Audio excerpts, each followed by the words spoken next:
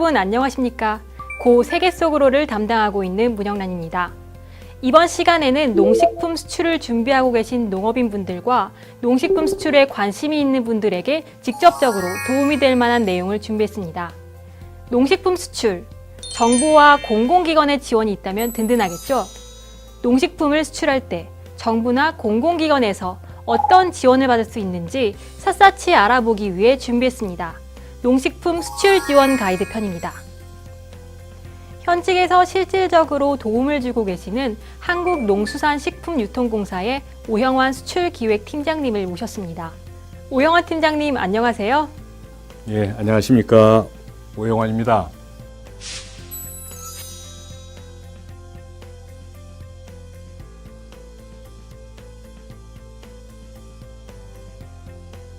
시청자분들에게 시작하는 한 말씀 해주신다면요. 농식품 하면 여러분들께서는 수출보다는 아마 수입에 훨씬 더 익숙해질 거라고 생각합니다. 왜냐하면 저희가 농식품이 자급률이 현재 23.1%입니다.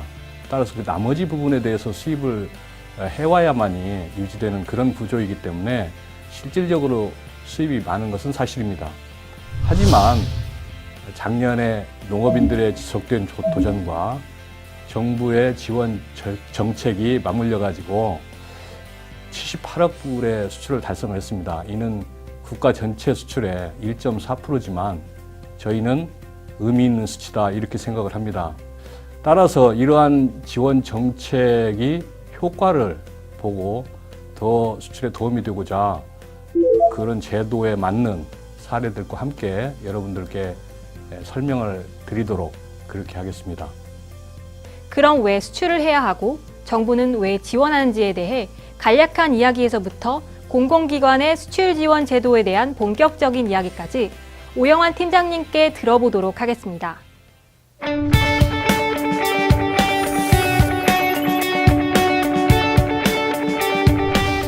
2014년 상반기 농상품 수출은 40억 불로 우리나라의 전체 수출 실적인 2,836억 불의 1.4% 수준입니다. 그럼에도 농식품 수출에 열과 성을 다하는 이유가 있다는데요. 왜일까요? 질문과 마찬가지로 열과 성을 다하는 이유가 여러 가지가 많습니다. 그렇지만 네 가지로 이제 정리를 해서 말씀을 드려보면 첫 번째가 농어민 소득 증대입니다. 잘 아시는 바와 같이 국내 수출 가격보다는 수출로 인해서 벌어들이는 수출 가격이 높습니다. 따라서 수출로 인해서 자연스럽게 농어민 소득 증대가 될 거고요. 두 번째가 공급량 조절을 통한 시장 안정입니다. 첫 번째와 마찬가지로 시장에 공급량이 많이 풀림으로써 가격이 급등량이 심한데 그런 부분을 안정을 시키는 효과가 있습니다. 그리고 세 번째로 생산 고용의 창출 효과가 상당히 있다는 것입니다. 실례로 농경연의 자료에 의하면 작년에 생산 유발 효과가 한 1조 원, 고용 창출 효과가 한 4,000명 정도 되는 것으로 발표가 됐습니다. 그리고 이제 네 번째로 저희가 알게 모르게 현재 글로벌 시대에 진입을 했는데요. 일례로 FTA 체결국이 50개국이고 현재 또 진행 중인 국가가 22개국입니다. 따라서 그렇게 글로벌화되는 시대에 효과적으로 대응을 하기 위해서 저희가 지원 정책을 지속적으로 추진을 하고 있습니다. 그렇다면 정부는 왜 수출 지원 사업을 계속해서 확대하고 추진하는 걸까요? 농식품 수출을 한다는 것은 다른 공산품에 비해서 상당히 어려운 여건들을 가지고 있습니다. 그 첫 번째가 수출 기업의 영세성입니다. 1,000만 원 이하로 수출을 하는 업체가 전체 중에 30%입니다. 약 3,000개 정도의 업체고요. 농식품 수출은 생산 과정에서부터 수출, 소비까지가 복잡할 뿐만이 아니고 관리가 어렵습니다. 예를 들면 안전성 문제, 크기, 모양, 그 다음에 맛, 당도 이런 여러 가지들의 문제를 해결해 나가면서 물건을 만들어야 하고 그 다음에 그거를 수확 후 관리, 부패되지 않고 그 다음에 수출지까지 안전하게 갈 수 있는 그런 유통이 있어야 되고 그 다음에 또 현지에서 그거를 알리고 그걸 먹게 하기 위한 노력들이 상당히 필요하다는 것입니다. 그런 부분에 지속적으로 저희들이 수출업체와 수출품을 생산한 농가를 지원을 하고 있는 실정입니다. 팀장님께서는 정부의 수출 지원 사업의 최전선에 계시다 보니 수출업체들의 힘든 이야기를 많이 들어서 알고 계시고 그에 대한 대책까지 고민하고 계신 걸로 들었습니다. 수출 관련 애로사항을 청취를 하고 했습니다. 그래서 올 상반기까지 약 176건이 있는데요. 물론 건수로 봤을 때는 상당히 많습니다. 그런데 그거를 부류별로 분류를 해서 똑같은 걸 제외했음에도 불구하고 176건이 나왔는데요.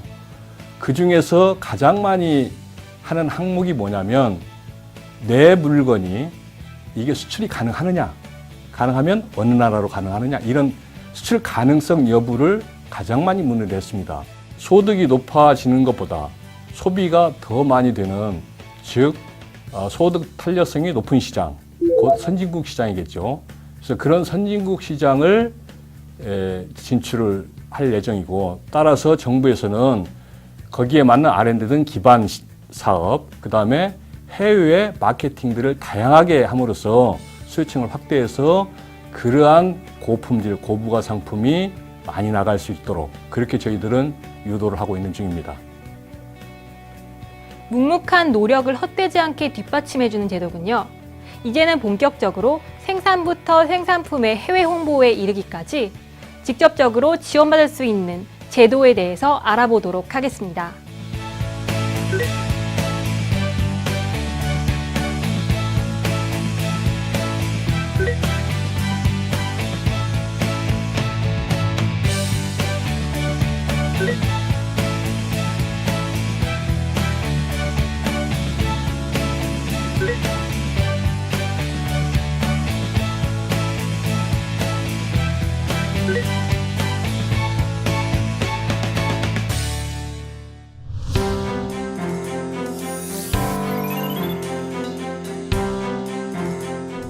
그럼 이제부터 농식품 수출 시 지원받을 수 있는 제도에 대한 설명을 부탁드리겠습니다. 먼저 5단계 중에 생산 단계부터 설명을 드리도록 하겠습니다. 사실은 기초가 튼튼해야지 이 모든 게 튼튼하다고 그러는데요. 저희가 생산 단계 중에 가장 중요한 단계인 생산의 수출 선도 조직이라는 걸 운영하고 있습니다. 여기에 이제 신선 농산물을 중심으로 19개 품목을 생산부터 수출까지 그런 일관된 그런 조직을 만든데요.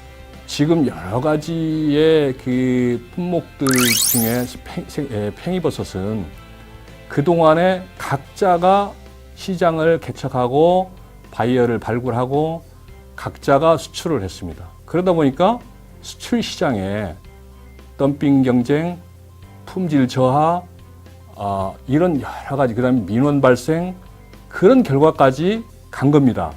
그래서 그런 부분들을 어떻게 하면 극복할 수 있을까? 그래서 그 수출하는 사람들을 모아서 그분들이 수출 양도 결정하고, 그 다음에 수출국, 바이어도 컨트롤하고, 그렇게 함으로써 국내에 어떤 공급량이나 이런 부분을 조절을 해나가면서 성공한 사례입니다.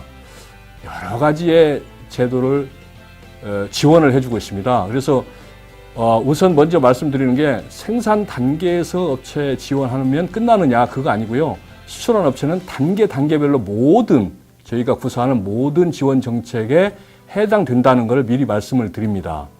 그 다음에 안전성 관리입니다. 우리 신선농산물 쪽이 매번 클레임에도 걸리고 또 통관에도 걸리고 이제 이런 부분들인데, 특히 제일 많이 걸리는 부분이 잔류농약입니다. 그래서 잔류농약에 대해서 저희들이 상당히 신경을 많이 쓰고 있는데요. 그래서 그 잔류농약 검사하는 비용의 90%까지 저희가 지급을 하고, 그 다음에 수출 단지로 지정되어 있는 데는 저희가 안전지킴이라는 분들을 파견을 해서 그분들이 직접 관리를 할 수 있는 그런 시스템으로 저희가 또 지원을 해드리고, 특히 그런 그 신선농산물에 대해서는 그 수출업체마다의 아이디를 저희들이 발급을 해서 관리를 하고 있습니다. 94년도에 파프리카가 일본에 수출한 적이 있었습니다. 그런데 어느 농가에서 그런 잔류농약이 검출이 돼서 우리나라의 전체 파프리카가 중단이 됐습니다. 어느 한 사람이 잘못하면 모든 사람들이 파급을 받는 게 이게 농식품의 수출의 특성입니다. 따라서 그러한 부분들이 하나하나가 다 관리되지 않으면 나머지 분들에 대한 피해가 크기 때문에 그런 ID 관리까지도 저희들이 지금 하고 있습니다. 생산 다음 과정인 상품화 단계에서도 농식품 수출인들이 받을 수 있는 지원이 든든하다고 들었습니다. 예, 그렇습니다. 상품을 그쪽에다 만들어서 지원을 해주는 그런 사업을 하고 있는데요. 실례로 유자차의 경우 거의 대부분이 중국 동남아에 나가고 있습니다. 그게 1년에 약 한 4천만 불 정도 나가는데요. 사실은 미국 쪽으로는 거의 못 나갔었습니다. 왜 그러냐면 미국은 설탕 함유량이 높으면 거의 판매가 안 됩니다. 그래서 그거를 어떻게 하면 나갈 수 있을까? 그래서 이제 업체가 이제 의뢰가 왔는데 업체하고 이제 한 게 뭐냐면 당분을 꿀을 하자. 그래서 꿀을 넣고 설탕을 10%로 줄인 겁니다. 중국에는 그동안에 설탕이 40% 정도 함유가 됐었는데요. 그래서 10%로 줄여서 미국 시장에 가니까 이 뭐 12만 7천 불 했던 게 45만 4천 불까지 약 한 3배 정도가 늘어나는 그런 결과를 가져왔다는 것입니다. 그리고 이제 개별 홍보 브랜드 지원 사업인데요. 또 이것도 마찬가지로 잘 팔리고는 있는데 브랜드에 대해서는 사람들이 잘 모른다. 그래서 그런 그 브랜드 강화 사업입니다. 그래서 그 브랜드를 강화하고자 하는 업체와 정부가 50대 50으로 매칭을 해서 1억 8천 이내에서 저희가 홍보를 해드리는 겁니다.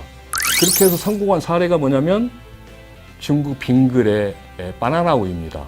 그걸 하고 나서 브랜드 가치 조사 결과 수입 유음료 중에 최초로 어떤 처음에 생각나는 거가 뭐냐 했을 때 1위를 차지했다는 겁니다. 가치 있는 상품을 만든 다음에는 수출해서 무엇보다 신경 쓰이는 것이 상품을 다른 나라의 기준에 맞춰서 내가 원하는 곳에 온전히 옮기는 일일 텐데요. 운송과 통관 단계에서 수출인들은 어떤 지원을 받을 수 있을까요? 농식품 수출의 가장 어려운 부분이 뭐냐면 팜에서 테이블까지 가는 과정입니다. 예? 운송과 통관이라는 거죠. 그래서 운송과 통관은 왜냐하면 부피가 다른 상품에 비해 상당히 큽니다. 그리고 빨리 품위가 변하는 겁니다. 그래서 농식품은 그 품위, 선도 유지가 가장 중요한 건데 거기에 비용이 많이 들어갑니다. 그래서 저희가 수출 물류비라는 것을 저희가 지원을 해주는데요. 그게 선별하고 운송하는데 표준 비용 분석을 해봤습니다. 그래서 거기에서 저희가 35% 정도 되는 그런 수준에 저희가 이제 지원을 해주고 있고요. 다만 모든 업체가 여기에 혜택은 받는 건 아니고 이거는 25만 불 이상이 되는 수출 업체에 한정해서 합니다.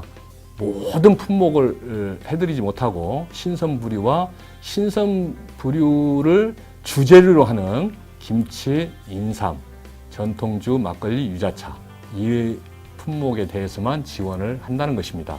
또한 샘플 통관 운송비 지원이 있습니다. 이거는 이제 신규로 하시는 분들이 직접 통관을 어떻게 하는지 또 그 바이어와의 컨택을 어떻게 하는지 잘 모르기 때문에 저희가 직접 그걸 대응을 해주고 있습니다. 그래서 거기에 들어가는 비용의 90%, 뭐 업체당 한 1,000만 원 정도인데요. 거기까지 지원을 저희가 해드리고 있고요.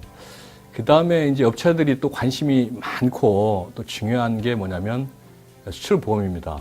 수출보험은 많은 업체들이 가장 많이 이용하고 또 확대됐으면 하는 정책인데요. 판의 변동이 큼으로써 손해보는 것들, 이거에 대해서 저희들이 보증을 해드리고 있는데 거기에 발생되는 보험료의 90%를 합니다. 그 90%라는 거는 뭐냐면 문제가 생겼을 때 3억까지 그리고 옵션으로 가는 거에 대해서는 5천만 원까지 보장을 해준다는 겁니다. 또한 저희가 이제 수출 인증 지원을 하고 있는데요.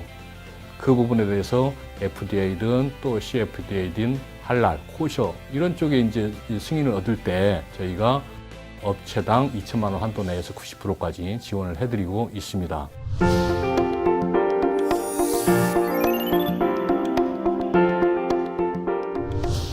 앞에서 이야기 들었던 상품 개발, 상품화, 운송과 통관 단계에서의 지원뿐 아니라 해외 마케팅과 홍보에서도 지원받을 수 있는 프로세스가 있다고 들었습니다. 가장 저희들이 오래되고 또 기본적인 게 국제 박람회 지원입니다. 국제 박람회는 저희가 한 30년 동안 그동안 쭉 하면서 전 세계를 상대로 저희 상품을 소개하고 다이어를 발굴하고 또 1년에 한 40여 일 정도 각국을 다니면서 합니다. 그래서 거기에 들어가는 항공료, 부스 임차비, 장치비 이런 것들을 업체들 지원을 해주는데 경쟁력이 상당히 셉니다. 예. 그래서 그 경쟁력이 센 데서 들어가지 못하는 분들을 위해서 또 개별 박람회라는 거를 지원을 해드립니다. 그 다음에 그걸 또 종합한 게 뭐냐면 K푸드 페어입니다. 그 K푸드 페어는 저희가 스스로 우리 상품만 가지고 나가서 박람회를 여는 겁니다. 쉽게 얘기하면. 그래서 거기에는 그냥 단순하게 물건만 가지고 가는 게 아니고 문화와 접합해서 한류를 활용하고 그 다음에 또 안테나 샵입니다. 어떤 그 실제 판매에 앞서서 신제품에 대한 시장 조사, 수요 조사 이런 것들을 파악을 함으로써 그 시장에 진출을 해야 할 것인지 말아야 할 것인지 또 거기서 인기 있는 상품에 대해서는 정식 판매 매장으로 진출을 할 수 있도록 저희들이 그렇게 지금 하고 있고 올해는 현재 그 중국 내륙, 동유럽, 중남미 등 어떤 신규 시장으로 저희들이 진출을 해나가고 있습니다. 마지막 단계인 해외 소비 정보 및 홍보 단계에 대한 지원을 알고 싶습니다. 그게 마지막일 수도 있고 처음일 수도 있습니다. 왜냐하면 수출 정보의 품목 정보, 시장 정보, 그 다음에 관련국의 식품 관련 정보, 수출입 통계 이거를 분석을 해서 생산하고 연결이 되는 그런 어떤 순환 구조가 잘 이루어질 수 있도록 저희가 이제 그런 부분에 대한 정보 분석이나 정보 파악을 저희들이 하고 있고요. 그 다음에 홍보를 위해서 CF, 그 다음에 다큐, PPL이라고 해서 뭐 요즘 별에서 온 그대 뭐 이런 것들도 많이 있는데요. 그런 것들도 저희들이 많이 지금 유행하는 것들에 저희들이 홍보 효과를 높이도록 그렇게 지금 노력을 하고 있습니다.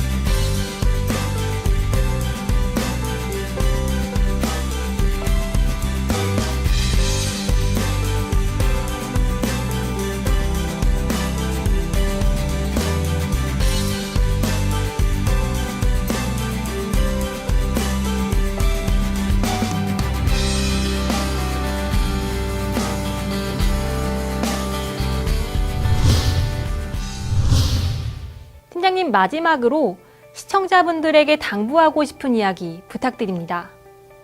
다양한 수출 정책이 사실 먼 데 있는 게 아니고 바로 내 옆에 있는 겁니다. 그래서 손만 뻗고 관심만 가지면 그 수출에 큰 도움이 될 걸로 저희들이 생각을 합니다. 그래서 그런 부분들을 잘 활용하셔서 여러분들이 수출하는데 많은 도움이 되기를 바라고요. 많은 분들이 그런 제도를 활용하기 되는 것을 저희들은 희망을 합니다. 끝으로 농수산식품의 글로벌화를 힘차게 응원합니다. 네, 끝까지 농식품 수출에 힘이 되는 말씀 감사합니다. 농식품 수출 지원 가이드편을 위해서 소중한 시간 내주신 한국농수산식품유통공사의 오영환 수출기획팀장님께 감사드립니다.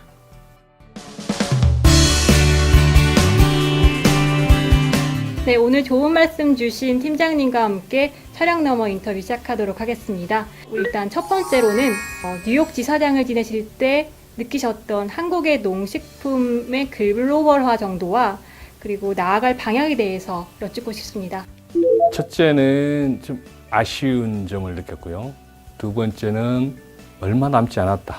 글로벌화가. 그거를 느꼈습니다. 이제 첫째는 아직도 그렇게 한국 상품이 정말로 이렇게 선진국, 예를 들어서 유럽 이런 데하고 이제 경쟁하는 게 좀 부족하다. 그럼에도 불구하고 큰 회사에서 우리 이 어떤 원료나 이런 걸로 해가지고 만들어 온 거는 정말로 괜찮은데 우리 국내에서 나가는 것들은 좀 그렇다.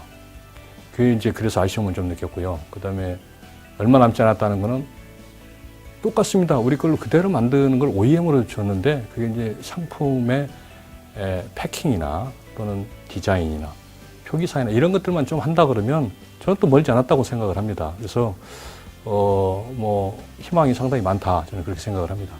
두 번째 질문을 이제 네. 시작하겠는데요.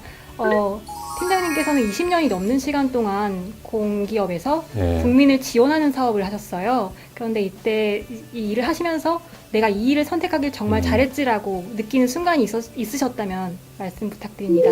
네, 제가 지금 뭐 인터뷰 하면서도 그거 많이 느꼈는데요. 지금도 느끼고 다만 이제 가슴에 많이 남은 거는 2003년도에 제가 대부 쌀 지원 사업을 했는데 그때 이제 청진에 갔을 때입니다. 그래서 그 인부들이 그 밑에 떨어진 그 쌀들을 주워 담을 때 그러면서 참 고맙다 쌀을 가져와 줘서 그런 얘기를 들었을 때가 가장 지금도 가슴에 남고 한편은 또 먹먹하기도 하고 그렇습니다. 네, 일상에서 긍정성과 감사함을 참 많이 느끼시는 팀장님이신데요. 그렇다면 끝으로 네. 행복이란 팀장님께 무엇인지를 여쭙고 싶습니다.